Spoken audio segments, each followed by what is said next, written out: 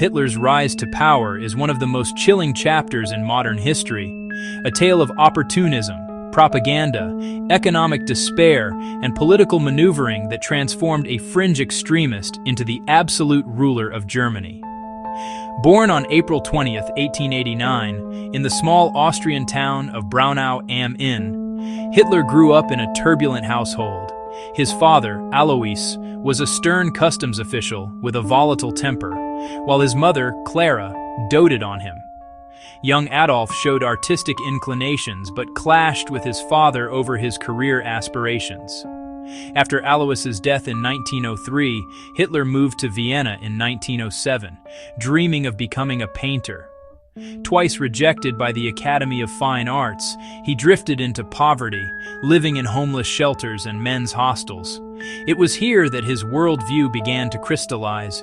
Exposed to the city's multicultural fabric, he absorbed anti-Semitic and pan-German nationalist ideas from pamphlets and politicians like Karl Lueger, the anti-Semitic mayor of Vienna.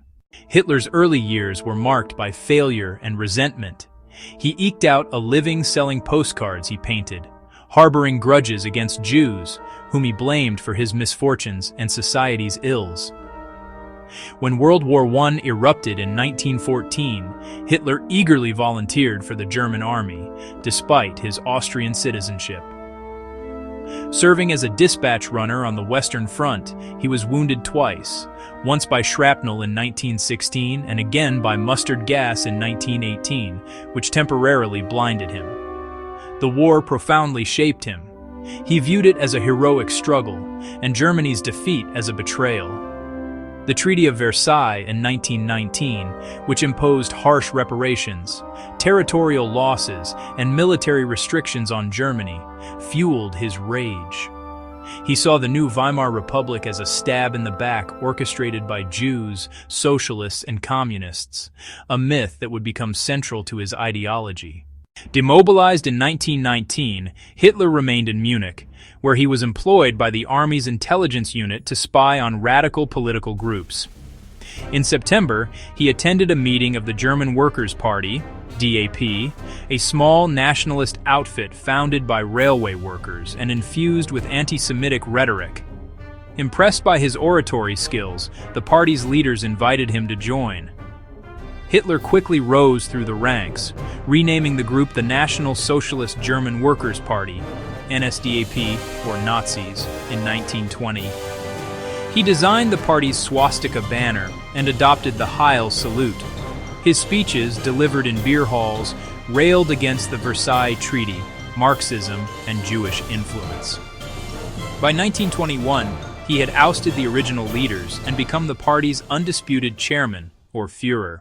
The early 1920s were a time of hyperinflation and instability in Germany. The Weimar government printed money to pay war reparations, leading to economic collapse. The mark's value plummeted, wiping out savings and causing widespread misery. Hitler capitalized on this chaos. He formed the Sturmabteilung, SA, a paramilitary force of brown-shirted stormtroopers led by Ernst Röhm, to intimidate opponents and provide security at rallies.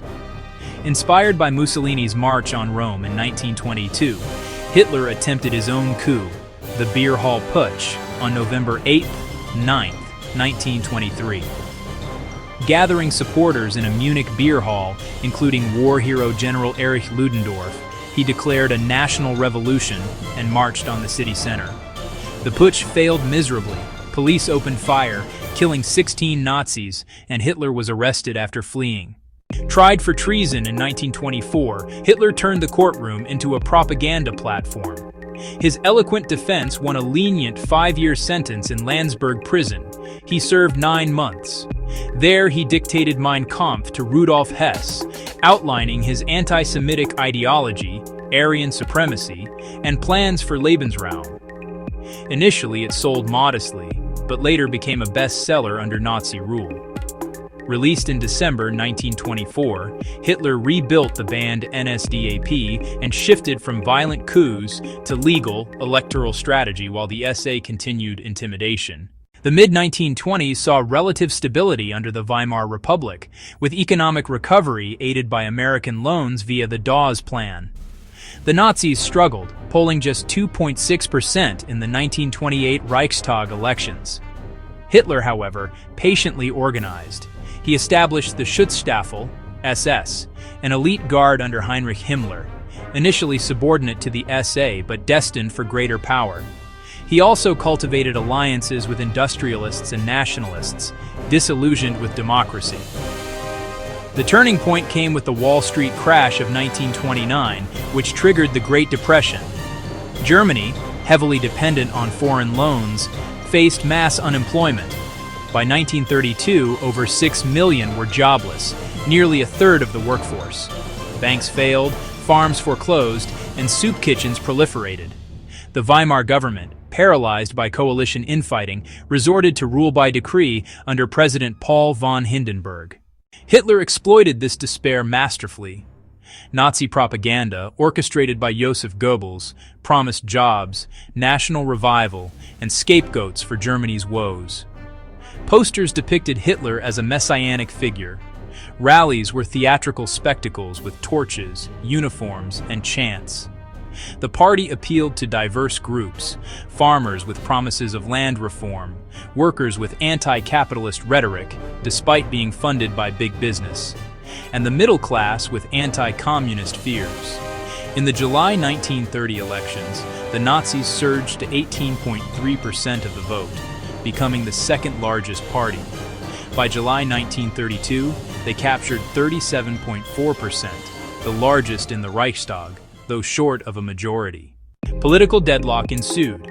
Chancellor Heinrich Brüning's austerity measures alienated voters, and his successor, Franz von Papen, dissolved the Reichstag twice in 1922 to sideline the Nazis. Hitler ran for president against Hindenburg in March 1932, losing but gaining 37% of the vote in the runoff. Intrigue followed. Papen, a conservative aristocrat, sought to co-opt Hitler. In November 1932 elections, Nazi support dipped to 33%, but communists gained, heightening elite fears of revolution. Papen resigned, replaced by Kurt von Schleicher, who tried to split the Nazis by courting Gregor Strasser. Sensing opportunity, Hitler negotiated with Papen and industrialists like Fritz Thyssen. On January 30, 1933, Hindenburg reluctantly appointed Hitler chancellor in a coalition cabinet with only 2 other Nazis. Hitler moved swiftly. He called new elections for March 5, 1933, and used state resources for campaigning. On February 27, the Reichstag building burned in a fire blamed on a Dutch communist. The next day, Hitler persuaded Hindenburg to sign the Reichstag fire decree, suspending civil liberties and enabling mass arrests of communists and socialists. The March elections gave Nazis 43.9%, and with nationalist allies, a slim majority. Intimidation was rampant. SA thugs disrupted opposition meetings, and Göring's Prussian police looked the other way. On March 23, in the Kroll Opera House, the Reichstag's temporary home, Hitler pushed through the Enabling Act, granting his cabinet dictatorial powers for 4 years. Social Democrats opposed it bravely, but communists were already imprisoned, and the Catholic Center Party capitulated after promises of church protections. The act passed 444-94, effectively ending democracy. Consolidation followed rapidly. In April 1933, Jews were boycotted and civil servants purged under the law for the restoration of the professional civil service. Trade unions were dissolved in May, replaced by the Nazi German Labor Front. By July, all parties except the NSDAP were banned. Hitler neutralized rivals, Strasser resigned, and Papen was sidelined after his critical Marburg speech in June 1934. The SA, now 3 million strong, demanded more power, alarming the Army and SS. On June 30, July 2, 1934, the Night of the Long Knives purged the SA leadership. Hitler, claiming a Röhm plot, ordered the SS to execute over 85 people, including Röhm, Strasser, and Schleicher. The army, relieved, swore loyalty to Hitler personally. When Hindenburg died on August 2, 1934, Hitler merged the chancellorship and presidency into the Führer role, confirmed by a 90% plebiscite. The Weimar Constitution was a dead letter. By 1936, Hitler had rearmed Germany in defiance of Versailles, remilitarized the Rhineland, and hosted the Berlin Olympics as propaganda. Unemployment dropped through public works like the Autobahn and military buildup, funded by creative financing under Hjalmar Schacht. Anti-Semitism escalated with the 1935 Nuremberg laws, stripping Jews of citizenship.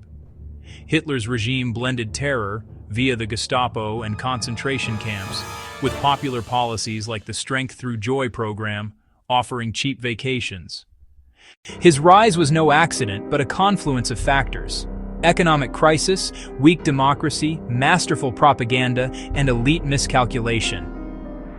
From a failed artist to dictator in 15 years, Hitler's path paved the way for World War II and the Holocaust, claiming millions of lives.